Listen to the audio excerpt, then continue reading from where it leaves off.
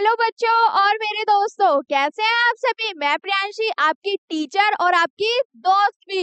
Welcome to Duke academy. तो decimal representation of a rational number is the process of convert करना, बदलना, change कर देना कि एक रैशनल नंबर वाली वैल्यू को किस में कन्वर्ट करना, डेसिमल नंबर में। किस में कन्वर्ट करना, डेसिमल नंबर में। इतना क्लियर है। आगे सेकंड पॉइंट आपका यहाँ पे ये लिखा हुआ है कि द कन्वर्टेड डेसिमल नंबर, जो वैल्यू कन्वर्ट हो चुकी है, जो वैल्यू डेसिमल वैल्यू आ चुकी है, वो आपकी किसके इक्वल होनी चाहिए, वो उसके रैशनल नंबर के बराबर होनी चाहिए। सिंपल सी बात है।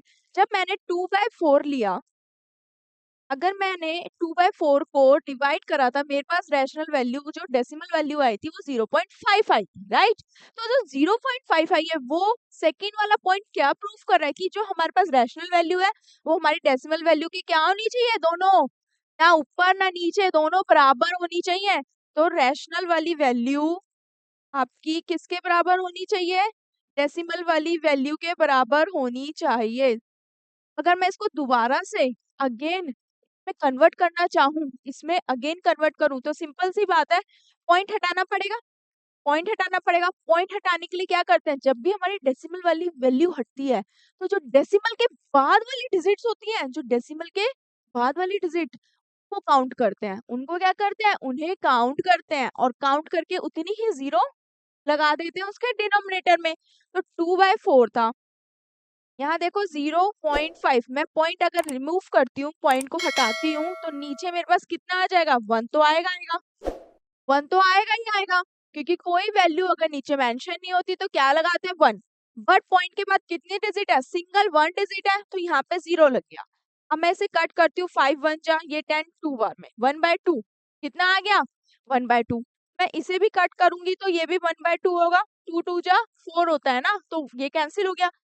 पता चल रहा है कि मेरे पास रैशनल नंबर 1/2 है और मेरे पास डेसिमल वाली वैल्यू भी 1/2 है, तो दोनों एक दूसरे के क्या हो गए, बराबर हो गए। तो दोनों चीजें यहाँ पे क्या हो गई, प्रूफ। आगे बढ़ते हैं। अब देखो decimal expansion.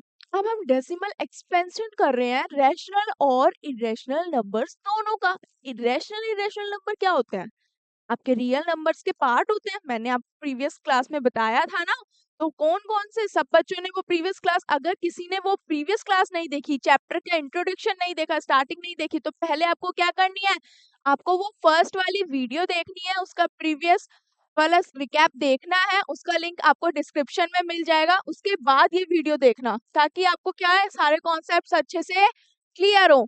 Second, decimal expansion of rational number. अब रैशनल नंबर और इरेशनल नंबर का डेसिमल एक्सपेंशन कैसे करते हैं, इसमें दो चीजें आती हैं। हम डिवाइड तो करते हैं, डिवाइड करने के बाद कई बार क्या होता है कि कुछ वैल्यूज पॉइंट के बाद स्टॉप हो जाती हैं और कुछ वैल्यू पॉइंट के बाद स्टॉप नहीं होती। कुछ वैल्यूज बढ़ती ही रहती हैं, बढ़ती ही रहती हैं। फॉर एग्जाम्पल, अगर मेरे को कहीं जाना है, मैंने कोई रास्ता चूज किया है, तो क्या होता है कि मेरे पास दो रास्ते हैं। एक तो वो स्टॉप हो गया जाके कहीं ना कहीं, और दूसरा रास्ता मेरा क्या है कि वो आगे बढ़ता ही जा रहा है, बढ़ता ही जा रहा है। मुझे आगे एक मेरी पर्टिकुलर डेस्टिनेशन नहीं मिल रही है जहां मुझे जाना था, जहां मुझे पहुंचना था, और एक दूसरा रास्ता जो स्टॉप हो चुका है।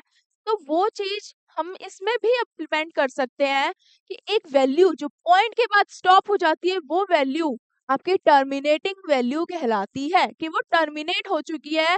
डेसिमल वैल्यू के बाद जो डिजिट आ रही है वो स्टॉप हो गई है एक पॉइंट पर आकर।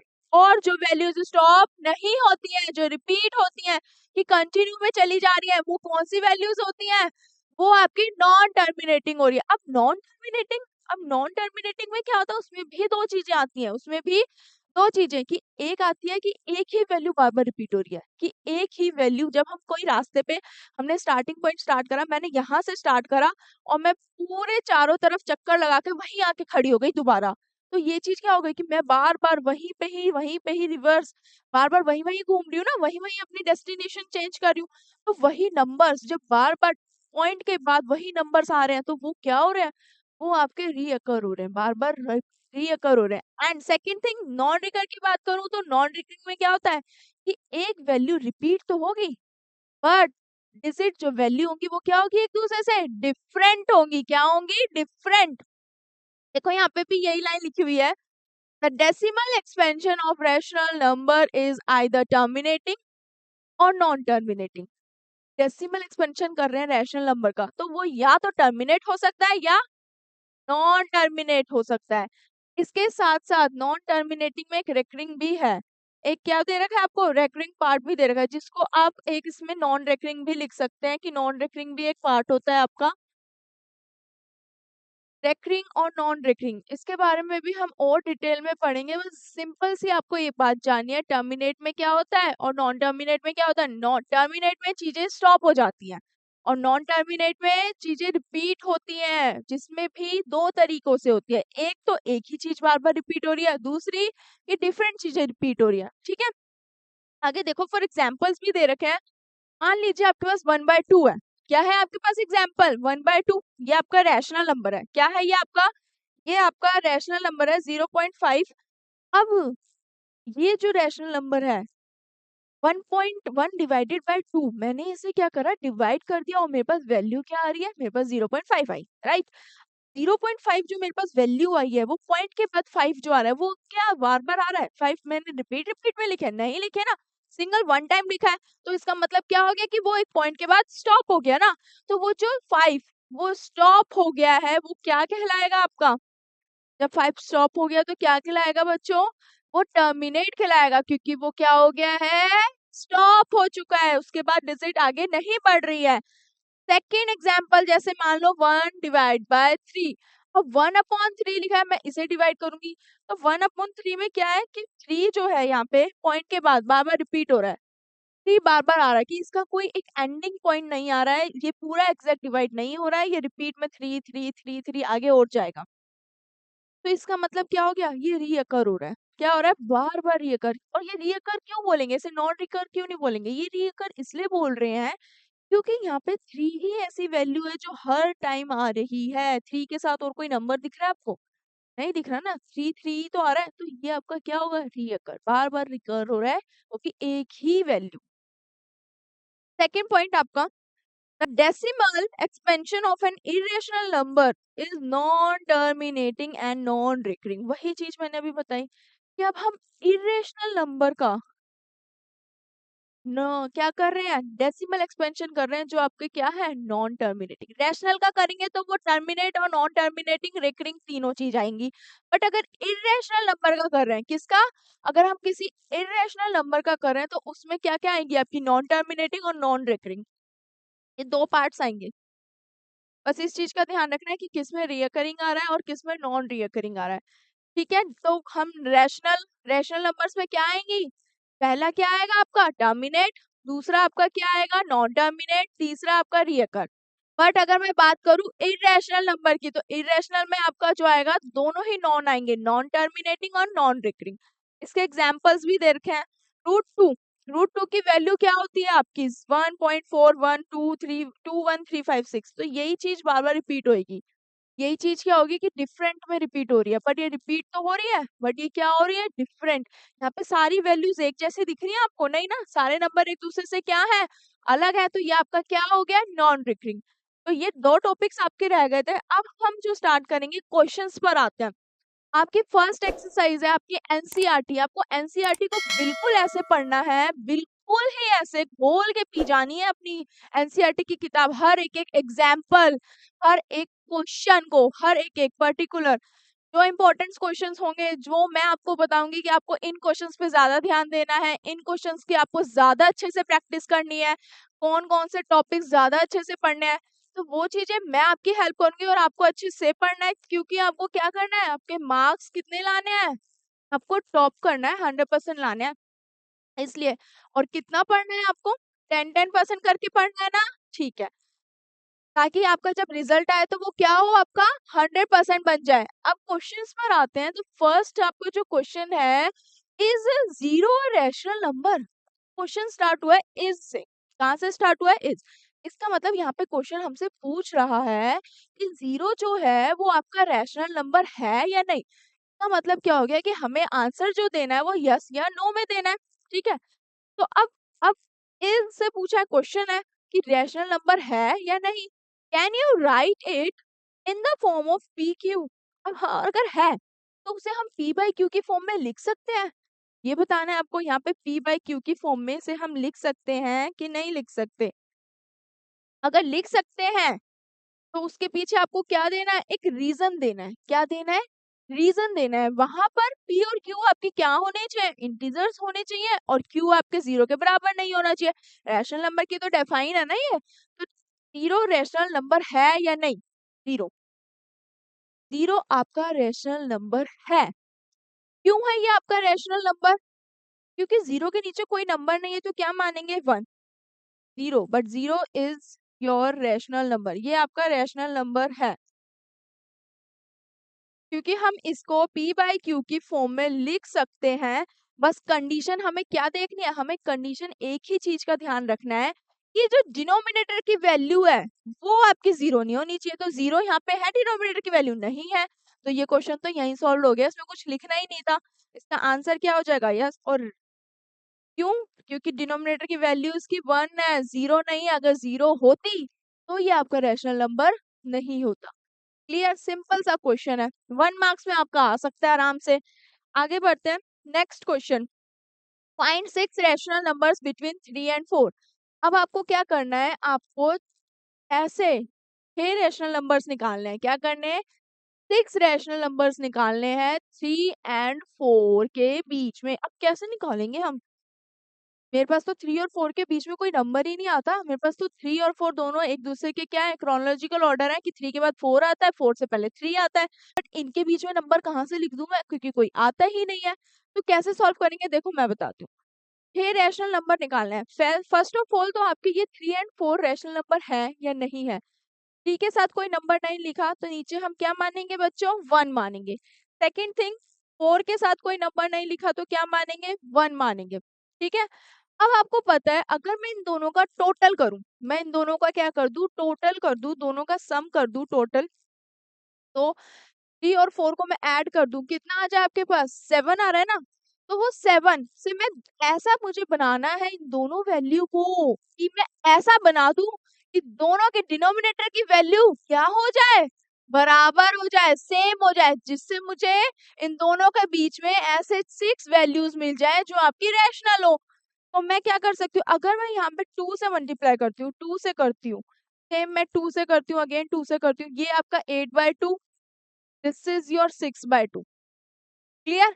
बट 6 और 8 के बीच में सिर्फ एक नंबर आ रहा है 7, तो ये इससे पॉसिबल नहीं है। तो अब हमें दूसरी वैल्यू लेनी पड़ेगी, कोई बड़ी वाली डिजिट लेनी पड़ेगी। मैं इसको रफ कर देती हूँ। तो मैं अब ऐसी कौन सी वाली वैल्यू लूं कि जिससे मेरी वैल्यू भी बढ़े और जिससे मेरे नंबर्स भी निकल जाए? मैं कौन सी वैल्यू लूं? अगर मैं 3 भी लेती हूँ तो 3 3 जा 9 और 4 3 जा 12। तो 9 and 12 के बीच में भी आपके कितने नंबर्स आएंगे? 2 ही नंबर आएंगे, तो वो भी नहीं हो रहा। अगर मैं 4 भी लूंगी तो 4 3 जा आपका 12, 4 4 जा 16, तब भी आपके 6 नंबर्स नहीं आ रहे 12 और 16 के बीच में।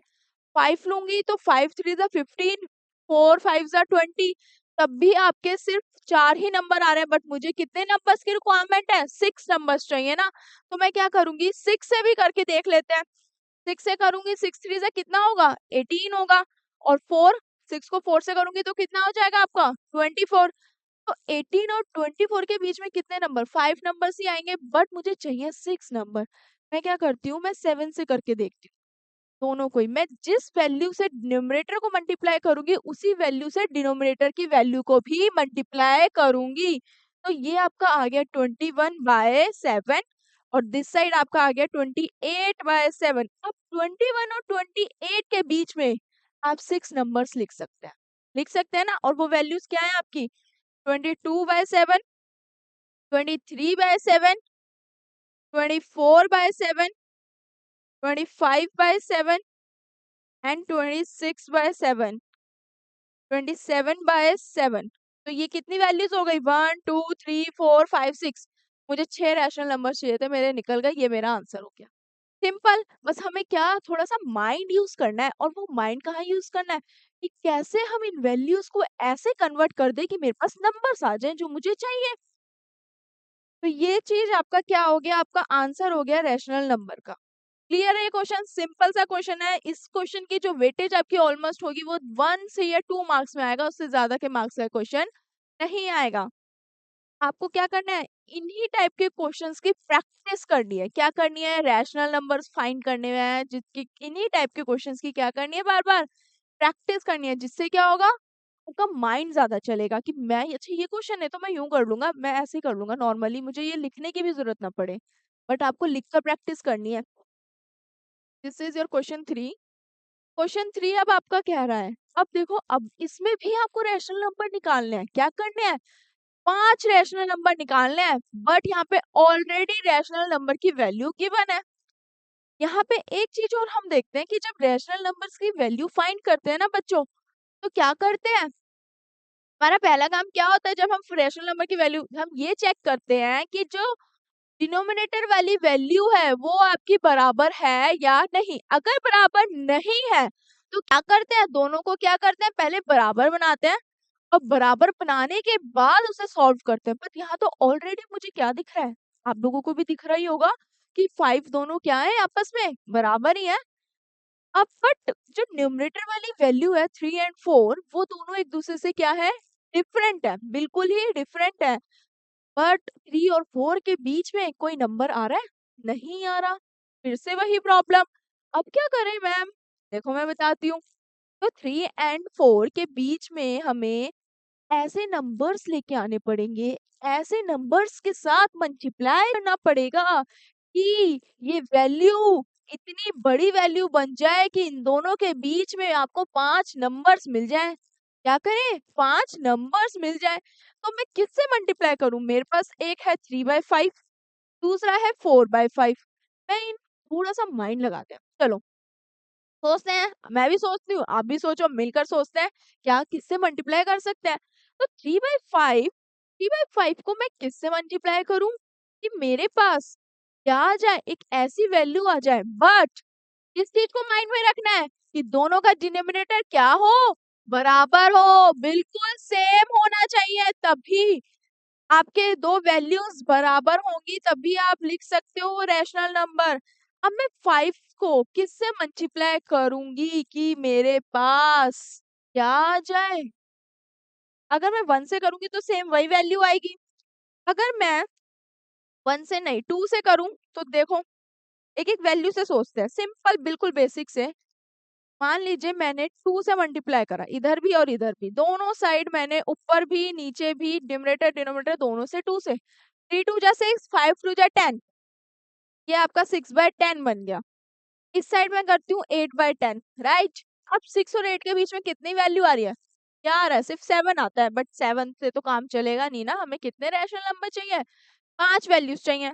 तो ये एप्लीकेबल नहीं हो रहा। मैं दूसरा माइंड लगाती हूँ, मैं दूसरा सोचूं तो मैं दूसरा किस नंबर से लूं। अगर मैं 3 से भी लेती हूँ, मैं यहाँ पे 3/5 को 3/3 से करूं, तो 3 3 जा कितना हो गया, कितना हो गया 9, और 5 3 से आपका कितना हो गया 15 हो गया।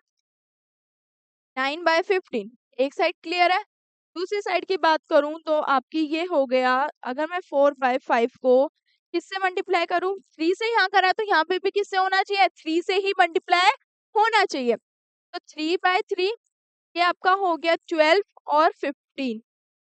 9 और 12 के बीच में 5 नंबर आ रहे हैं, नहीं 10 11, बस दो ही तो नंबर आ रहे हैं। पर उन दो नंबर से भी हमारा काम नहीं चलेगा, आगे बढ़ते हैं। आगे क्या करें, अब हम 4 से करके देखती हूँ, एक एक स्टेप्स करके ही तो देख सकते हैं। या डायरेक्ट मैं डायरेक्ट ही नंबर से कर सकती हूँ, क्योंकि मुझे तो पता है आंसर क्या आना है, मैं तो कर दूंगी। पर मैं आपको सिखाऊंगी कैसे फिर, इसलिए मैं आपको हर एक एक बेसिक चीज बता रही हूँ, ताकि आपके कॉन्सेप्ट्स क्लियर हो, आप अच्छे से सीख पाए। तो मैं यहाँ पे अगेन 4 से करती हूँ, 4/4, 4 3 जा 12 एंड 4 5 जा 20, राइट। 4 3 जा 12 हो गया, और ये 4 5 जा 20। अब मैं अगेन यहाँ पे भी 4 से करती हूँ, यहाँ पे भी आपका 4/5 को किससे मल्टीप्लाई करती हूँ, 4 से करती हूँ, ये कितना आ गया 16/20। तो 12 और 16 के बीच में भी सिर्फ 13 14 15 तीन नंबर्स आते हैं, तो ये भी नहीं हो रहा। आगे और करें, आपके पास था एक 3/5 और 4/5। अब मैंने 4 तक तो कर लिया, अब मैं आगे और किसी और 5 से करके देखती हूँ। तो 5 से करके क्या हो जाएगा, 5/5, 15/25। दिस साइड आपका कितना हो जाएगा 20/25। तो अब 15 और 5 के बीच में भी 4 वैल्यूज आ रही है। कितनी आ रही है 4 वैल्यूज आ रही है ना इसके बीच में भी। अब जो ये 4 वैल्यूज आपकी आ रही है, अब मैं आगे एक और स्टेप बढ़ा लेती हूँ, 6 से करके देख लेती हूँ। 3/5 तो 6/6, 6 3 18 और यहाँ पे आ गया 30। इस साइड मैं लूँ 4/5, ये आपका हो गया 4/5 को मैं 6 से ही मल्टीप्लाई करूँ 24/30। तो 18 और 24 के बीच में कितने नंबर्स आते हैं आपका 19 आ रहा है, 20 आ रहा है और 21 आ रहा है, 22 आ रहा है, 23 आ रहा है, 24 आ रहा है। मतलब कि आपके 6 नंबर्स 6 वैल्यूज आ रही है। तो क्या होगा आपकी 6 वैल्यूज आ रही है। तो आपकी जो 6 वैल्यूज आ रही है तो आप उसे लिख सकते हो। मैं लिख सकती हूँ 19/30, 20/30, 21/30, 22/30, 24/30 एंड 24 तक ही था। तो ये आपके क्या हो जाएंगे 3 3 4 5। यहाँ पे आपका 23 हो गया, इसे 23 बनाओ और इसे 24 बनाओ, तो ये आपके 6 नंबर्स आ गए 23/30 और 24/30। क्लियर। आपको सिर्फ क्या करना है, आपको सिर्फ थोड़ा सा माइंड लगाना है। थोड़ा सा माइंड लगाओगे ना, यूज करोगे कि इन नंबर को मैं इससे मल्टीप्लाई करूँ तो मेरे पास ये वैल्यू आ रही है, इसको करने से ये आ रही है। तो अब ये चेक करना है कि इन दोनों के बीच में कितनी डिजिट्स आ रही है, कितनी वैल्यूज आ रही है और कितने में रैशनल नंबर निकाल सकता हूँ। सारे क्वेश्चंस आपके रैशनल नंबर के आएंगे फाइंड करने के लिए। आपके एग्जाम में ये क्वेश्चन आपका आना ही आना है। 101% 2 मार्क्स का क्वेश्चन आना ही आना है। तो 2 मार्क्स तो आपके यूं पक्के हो जाएंगे कि जब आप ये वाले टाइप के क्वेश्चन आसानी से कर लेंगे। और इतनी बात कि ये जो क्वेश्चन आएगा ना इस टाइप का, वो आपके सेक्शन ए में ही आएगा। 2 मार्क्स में या सेक्शन बी में आ जाएगा, 1 मार्क्स में भी आ सकता है, 1 या 2 मार्क्स में। ऑलमोस्ट 3 मार्क्स का आपका क्वेश्चन आ सकता है। आगे बढ़ते हैं नेक्स्ट क्वेश्चन की तरफ। अब आपका एक क्वेश्चन है, state whether the following statements are true or false। क्या करना है आपको कि आपके पास एक स्टेटमेंट दे रखी है, उन स्टेटमेंट्स को बताना है कि वो ट्रू है या फॉल्स है। याद हो तो आपको मैंने प्रीवियस स्लाइड में, प्रीवियस क्लास में मैंने आपको क्या बताया था, मैंने आपको कुछ ऐसे थ्योरी के कॉन्सेप्ट्स पढ़ाए थे, जब नंबर्स बताए थे तो उन नंबर्स के साथ मैंने कुछ ऐसी प्रॉपर्टीज या कुछ पॉइंट्स भी बताए थे। शायद आपको वो बोर लग रहा होगा कि मैम ये सब तो मैंने पहले ही पढ़ रखा है, मुझे पहले से ही आता है, आप दोबारा क्यों बता रहे हो। वो चीज आपके यहाँ काम आएगी, क्योंकि ट्रू फॉल्स फिलअप्स बच्चे क्या करते हैं, सिर्फ प्रैक्टिकल क्वेश्चंस पे ध्यान देते हैं। आपके फिलअप्स हो गए, ट्रू फॉल्स हो गए, उन चीजों पे कोई ध्यान नहीं देता। पर वो क्वेश्चंस भी आपके आ जाते हैं एग्जाम्स में, तब क्या करते हैं, इधर से कॉपी करते हैं उधर से कि किसी की हेल्प मिल जाए, कोई मुझे बता दे और वही आंसर मैं कॉपी कर लूंगा। नहीं करना आपको वो काम बिल्कुल नहीं करना है। इसीलिए आपको अपने खुद के नोट्स प्रिपेयर करना है। हर बेसिक से बेसिक टर्म्स, बेसिक से बेसिक डिफाइन, छोटी से छोटी चीजें खुद की लैंग्वेज में टीचर बता रही है तो उसे लिख लो साइड में, ताकि वो जब आप रिवीजन करो ना तो हाँ अच्छा ये पॉइंट भी था, ये मैं पढ़ लूं, तो आपके माइंड में रहेगा। तो आप एग्जाम में वो क्वेश्चन अगर आ जाए तो आप अटेम्प्ट तो कर पाओगे आसानी से, राइट। अब देखो, state whether the following statements are true or false, give reason for your answer। अपने आंसर के साथ रीजन भी देने हैं। आपकी पहली स्टेटमेंट बोल रही है कि every natural number is whole number, कि आपका हर नेचुरल नंबर होल नंबर है। ट्रू और फॉल्स, ऑब्वियसली बात है ट्रू है, बट वो क्यों है, क्यों मैंने बताया था आपको। मान लीजिए ये आपके पास नेचुरल नंबर है, इस सर्कल में सारे नंबर्स आपके क्या है, क्या है इस सर्कल में आपके नेचुरल नंबर है ना, नेचुरल नंबर। ठीक है, अब इस नेचुरल नंबर में एक और सर्कल बना दिया मैंने, इसकी बाउंड्री बना दी। अब इसके अंदर मेरे पास होल नंबर्स आ रहे हैं। क्या आ रहे हैं मेरे पास, सारे के सारे होल नंबर्स आ रहे हैं, होल में ही सारे आएंगे, जिसमें ये भी आएगा। दोनों में डिफरेंस क्या था, 0 और 1 का, 0 और 1 का, 0 और 1 का डिफरेंस था।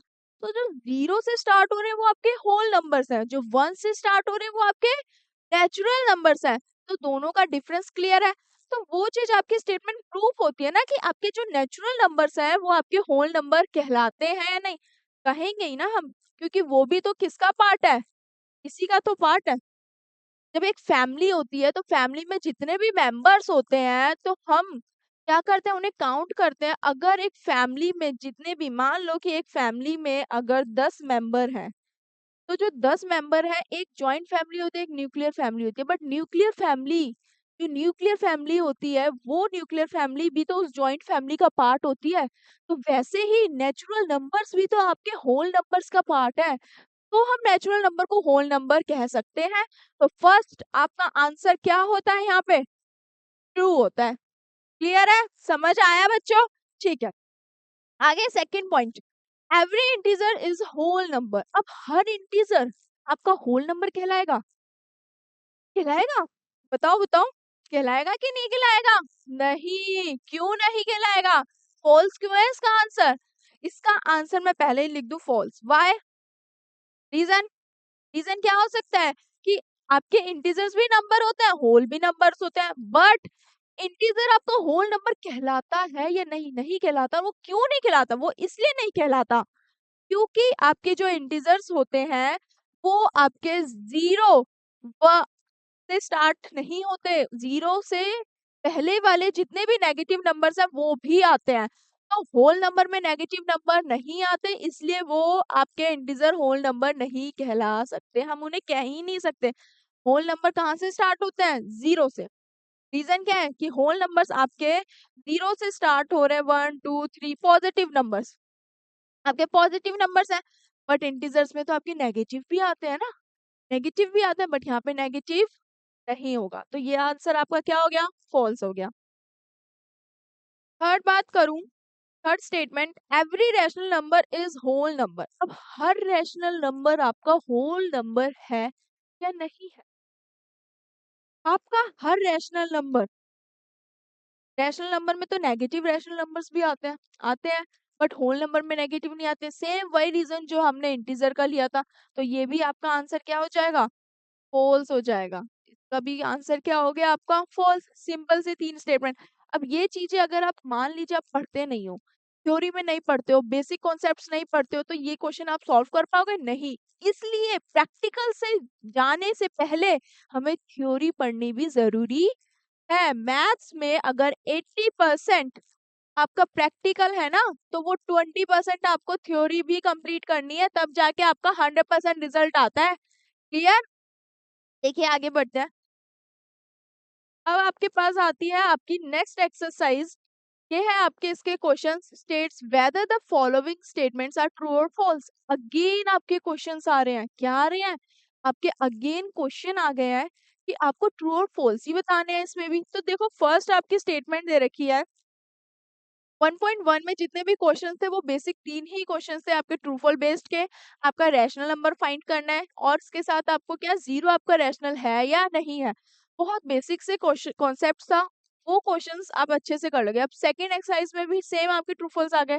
तो जैसे जैसे कॉन्सेप्ट्स बढ़ रहे हैं, every irrational number is a real number, कि आपका हर इरेशनल नंबर रियल नंबर है या नहीं है। का आंसर क्या होना चाहिए, ट्रू या फॉल्स, कि हर इरेशनल नंबर रियल नंबर है या नहीं है? क्यों? जब मैंने आपको रियल नंबर के बारे में बताया था तो मैंने आपको पहली चीज क्या बताई थी कि रियल नंबर दो तरीके के होते हैं, दो प्रकार के होते हैं। अब वो दो प्रकार कौन से हैं? प्रकार, टाइप्स, कौन से दो टाइप्स? एक आपका रैशनल, दूसरा आपका इरेशनल। ठीक है, तो अब इरेशनल जो है वो आपका रियल का पार्ट है, रैशनल नंबर आपका रियल का पार्ट है। तो सिंपल सी बात है ना कि आपका इरेशनल नंबर रियल नंबर कहलाएगा। तो इसका आंसर क्या हो गया? ट्रू। इसके लिए तो कोई रीजन आपको देने की भी रिक्वायरमेंट नहीं है, क्योंकि ये हमने डिफाइन पढ़ी थी, हमने मीनिंग ही ये पढ़ी थी। सेकंड थिंग, बट हाँ अगर मान लीजिए कि मैं रियल नंबर को बोलूं कि रियल नंबर आपके सारे ही रेशनल होते हैं, तो ये पॉसिबल नहीं है, क्योंकि रियल नंबर के आपके अंदर आपका रैशनल नंबर भी आता है। सारे इरेशनल नंबर हम कंसीडर कर ही नहीं सकते। Every point on the number line is of the form root m, where m is natural number. No, का आंसर नो क्यों है, फॉल्स क्यों है? अब कोई भी नंबर लाइन बनाते हो, क्या करते हो, आप कोई भी एक नंबर लाइन बनाते हो, तो वो जो नंबर लाइन बनाते हैं उसमें अगर रूट के अंदर वैल्यू लिखी होगी, कोई भी वैल्यू मान लो √2, क्या लिखी है, √2 वैल्यू अगर मैंने लिखी हुई है, तो ये √2, टू तो नेचुरल नंबर हो गया, बट जरूरी तो नहीं है कि हर टाइम आपकी वैल्यू नेचुरल ही हो, कभी नेगेटिव नंबर भी हो सकती है ना। होल नंबर जीरो के अंदर तो खैर नहीं है, बट कभी ये टू माइनस का हो गया, देन तब आप इसको नेचुरल कहोगे, नहीं कहोगे, तो इसका आंसर क्या हो जाएगा आपका, फॉल्स। ठीक है, next statement, every real number is an irrational number. Same वही बात आ गई जो मैंने अभी इसका रिवर्स किया था, फर्स्ट वाले का रिवर्स आपका थर्ड वाला ट्रू फॉल्स है कि आपके हर रियल नंबर इरेशनल कहलाएंगे, नहीं कहलाएंगे, बिल्कुल भी नहीं कहलाएंगे, क्योंकि रियल नंबर दो का पार्ट्स है, पहला, दूसरा आपका रैशनल, फर्स्ट आपका रैशनल है, दूसरा इरेशनल, तो इसमें रैशनल भी आ रहा है, तो हम सारे नंबर्स को इरेशनल प्रूफ नहीं कर सकते, इसका आंसर भी क्या हो गया आपका, फॉल्स हो गया। ओके बच्चों, आगे बढ़ते हैं, नेक्स्ट क्वेश्चन की तरफ मूव करते हैं। नेक्स्ट क्वेश्चन है, are the square roots of positive integers. अब ये स्टेटमेंट स्टेटमेंट आ रही है, बोरिंग सी लग रही है, पर इनके क्वेश्चंस के सॉल्यूशन बहुत इजी है, बहुत ही इजी है, तो वो कैसे रीड करनी है, एक स्टेटमेंट वाइज एग्जांपल के थ्रू सॉल्व हो रहे हैं। देखो कैसे, are the square roots of all positive integers. Square root पता है क्या होता है, स्क्वायर रूट्स क्या होते हैं, स्क्वायर रूट्स, यही तो स्क्वायर रूट का साइन होता है। अब यहाँ पे बोला है कि आपके जितने भी स्क्वायर रूट्स होते हैं उसके पॉजिटिव इंटीजर्स, मतलब उसके इंटीजर्स वाली वैल्यू जो पॉजिटिव है, नंबर लाइन के दिस साइड वाली वैल्यू, तो ये क्या हो गया, वो आपके इरेशनल, इरेशनल है या नहीं, होते हैं या नहीं होते, वो चीज आपको बतानी है। If not, give an example of square root of a number that is rational number. अगर नहीं है तो आपको उसका एक एग्जाम्पल देना है, सिंपल सी बात है, आपको बताना है ये होते हैं या नहीं होते, नहीं होते। मान लीजिए, जरूरी थोड़ी है, अगर 9 है तो 9 का स्क्वायर रूट मैं कर सकती हूँ, क्योंकि ये क्या है, आपके पॉजिटिव इंटीजर है ना, पॉजिटिव, इसका पॉजिटिव इंटीजर क्या होगा, 3। बट अगर मान लीजिए आपके पास -4 आ जाए, तो मैं लिख पाऊंगी इसका आंसर 2, नहीं लिख पाऊंगी ना, इसका आंसर 2 मैं क्या करूंगी, नहीं लिख पाऊंगी, तो आपको क्या करना होगा, क्या करना होगा, ये करने के बाद आपका क्या हो गया, ये तो रैशनल हो गया, ये आपका रैशनल हो गया, और मुझे यहाँ बताना क्या है बच्चों, इरेशनल, तो इसका आंसर क्या हो जाएगा, नो। बस, और कोई आंसर ही नहीं है, सिंपल, आपको कुछ ज्यादा लिखने की भी जरूरत नहीं है, सिंपल। अगर मैं यहाँ -4 करूंगी तो मेरे पास 2 नहीं आ सकता, ये नेगेटिव है, और यहाँ पे पॉजिटिव नंबर्स की बात कर रही हूँ मैं। आगे बढ़ते हैं, ये क्वेश्चन क्लियर है, ये वैसे क्वेश्चन आपका इतना इंपॉर्टेंट है नहीं, बट आपको इस क्वेश्चन की प्रैक्टिस जरूर करनी है, हर क्वेश्चन प्रैक्टिस करना है आपको, करने आपको सारा, बट कुछ क्वेश्चंस इतने इंपॉर्टेंट होते हैं कि वो आपके एग्जाम पॉइंट ऑफ व्यू से बहुत ज्यादा इंपॉर्टेंट होते हैं, तो उसको आपको क्या करना है, अच्छे से प्रैक्टिस करनी है, ज्यादा फोकस करना है। नेक्स्ट क्वेश्चन, अब ये है मोस्ट इंपॉर्टेंट क्वेश्चन, इस टाइप के क्वेश्चन आप क्या आ सकते हैं, मैंने आपको फर्स्ट वीडियो में जब चैप्टर का इंट्रोडक्शन दिया था, उसमें आपको ये बताया था कि कैसे आप एक रूट वाली वैल्यू को, एक रूट वाले नंबर को, एक इरेशनल नंबर को नंबर लाइन पर बना सकते हैं, ड्रॉ कर सकते हैं। बहुत सिंपल तरीका बताऊंगी, ज्यादा इतनी एक्सप्लेनेशन से नहीं दूंगी कि ये बोरियत लग रहा है, इसको ये घुमा दिया, इतना कंफ्यूजिंग नहीं करना। देखो कैसे, √5 है, मैं √5 को एक नंबर लाइन पे कैसे, अगर 5 होता तो मैं सिंपल से एक लाइन बनाती, उसमें नंबर्स लिखती और मैं 5 को वहां बिठा देती, बट यहाँ पे √5 आ गया है बच्चों, अब √5 को कैसे करेंगे, देखो, आपको सबसे पहले क्या करना है, आपको सिर्फ एक लाइन ड्रॉ करनी है, क्या करनी है, आपको एक लाइन ड्रॉ करनी है जिसपे आप नाम दे सकते हैं, draw a line, take a point O, A, कोई भी वट एवर, जो भी पॉइंट्स आप लेना चाहते हैं वो आप ले सकते हैं, मैंने 2 पॉइंट लिए, मैंने एक पॉइंट लिया ओ, दूसरा पॉइंट लिया ए, और इन दोनों के बीच का जो डिस्टेंस है वो आपका 1 यूनिट होना चाहिए, कितना होना चाहिए, 1 यूनिट, दोनों के बीच का जो डिस्टेंस है वो आपका कितना होना चाहिए, 1 यूनिट का डिस्टेंस होना चाहिए, ठीक है।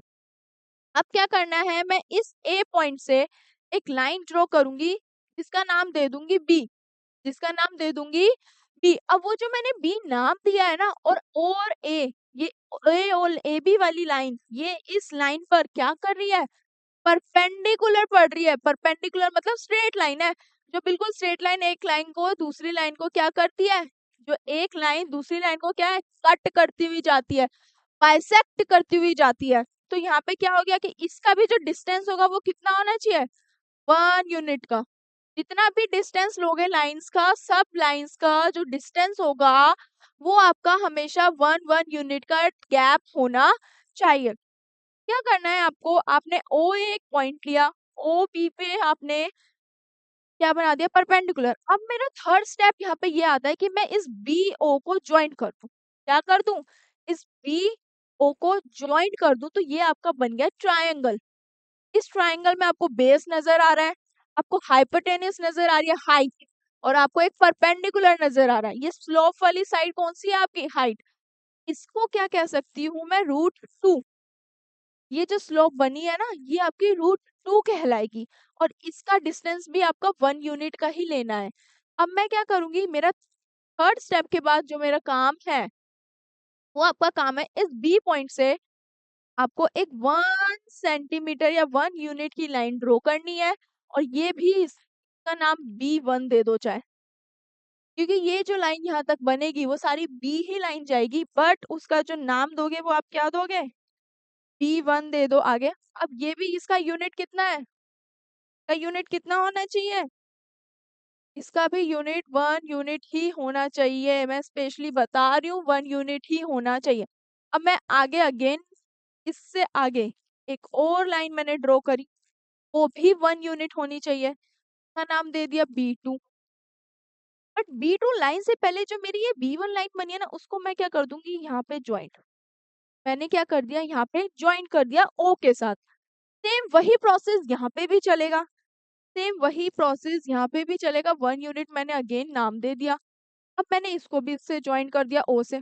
सारे पॉइंट्स कहाँ पे आके, सारी लाइनें कहाँ पे आके जुड़ जाएंगी, O पे। तब O पे आके क्या हो जाएंगी, ज्वाइन हो जाएंगी। अगेन ये आपका √3 हो गया, ये लाइन आपकी √4 हो गई। मेरे को चाहिए क्या, √5 चाहिए। मेरे को कौन सी लाइन चाहिए, √5 चाहिए। अब मैं एक स्टेप आगे और बढ़ती हूँ। अब क्या कर सकती हूँ, मैंने यहाँ पे एक और 1 सेंटीमीटर 1 यूनिट का डिस्टेंस लिया, जो आपका B3 नाम दे दिया। अब ये मैं तो यहाँ रफली बना रही हूँ, बट आपको क्या करना है, स्केल लेना है, और उसका 1 1 यूनिट का सेंटीमीटर जो भी आपका गैप आएगा वो क्या करना है, मेजर करके आपको लाइन ड्रॉ करनी है। एंड देन मैं इसको क्या करूंगी, ज्वाइन कर दूंगी अगेन O से। तो ये मेरे पास आ गया √5। क्या आ गया, मेरे को √5। बट काम यहाँ खत्म नहीं होता, काम यहाँ आपका खत्म नहीं हो रहा। अब आपको एक और स्टेप बढ़ाना है। अब आपको O एज अ सेंटर लेना है। क्या करना है, O आपको एज अ सेंटर लेना है, और जिस OB लाइन को, ये OB3 लाइन है, इसको क्या करना है, रेडियस मानना है। अब रेडियस क्या होता है, मैंने पहले भी बताया है आपको, मैं दोबारा बताती हूँ कि रेडियस आपका एक लाइन का हाफ पांच रेडियस कहलाता है। किसी भी डायमीटर का हाफ रेडियस कहलाएगा, ठीक है। उसका सेंटर बिल्कुल इक्वल होना चाहिए, लेफ्ट साइड भी राइट साइड भी। तो इसका यहाँ पे पॉइंट रखकर हमें क्या करनी है, यहाँ पे हमें एक आर्क लगानी है। क्या लगानी है, एक आर्क। एक ऐसी आर्क लगानी है, यहाँ से कट करते हुए जो जाएगी वो लाइन यहाँ पे आके ज्वाइंट हो जाएगी, और इसका नाम दे देंगे D। इस आर्क को, ये जो लाइन ड्रॉ हुई है, ये लाइन आपकी क्या है, √5 की लाइन है। क्या है, जिस पॉइंट पे जिस नंबर की वैल्यू पे बनाना है वहीं पे आप आर्क लगाना। मान लीजिए आपको √6 लगाना होता, तो आपको आगे एक स्टेप और बढ़ाना होता, फिर आपको अगेन आर्क लगानी होती। तो ये जो पॉइंट है, इसका जो डिस्टेंस है, ये भी 1 यूनिट का होना चाहिए। और ये पॉइंट आपको कौन सी लाइन को दर्शा रहा है, ये कौन से पॉइंट को, ये √5 को दिखा रहा है कि एक √5 को हम कैसे नंबर लाइन पर रिप्रेजेंट कर सकते हैं। सिंपल, सिंपल है। क्या करना है आपको, पहले एक लाइन बनानी है, उस लाइन का 1 यूनिट डिस्टेंस लेना है, फिर ओ ए पर क्या बनानी है, बी ए को परपेंडिकुलर बनानी है, देन 1 1 यूनिट का गैप लेना है, इन्हें ज्वाइन करते जाना, लास्ट में क्या करना है, रेडियस लेकर एक आर्क लगा देनी है। तो यही आपका स्टेप है जिससे आप रूट वाली वैल्यू को एक नंबर लाइन पर रिप्रेजेंट कर सकते हैं। तो आपको क्या करना है, इसी टाइप के क्वेश्चंस को क्या करना है आपको, आपको इसी टाइप के क्वेश्चंस की प्रैक्टिस करनी है, आपको नंबर लाइन की प्रैक्टिस करनी है, आपको रैशनल नंबर फाइंड करने हैं। ठीक है, मैं आपको बता दूं आपको क्या करना है, सिर्फ रैशनल नंबर वाले क्वेश्चंस और नंबर लाइंस वाले क्वेश्चंस करने हैं, और आपको जो थ्योरी मैंने आपको पढ़ाई है, जो बताई है, वो बेसिक टर्म्स को खुद की लैंग्वेज में लिखो, नोट्स बनाओ, प्रिपेयर करो, अच्छे से पढ़ो, अच्छे से प्रैक्टिस करो। और मैं तो आपके पास यहाँ हुई, मैं आपको क्या इससे भी ज्यादा और अच्छे क्वेश्चंस कराऊंगी। आने वाली वीडियोस में आपको नेक्स्ट एक्सरसाइज से कंटिन्यू करेंगे। ओके बच्चों, मन लगा के पढ़ाई करना। All the best, thank you.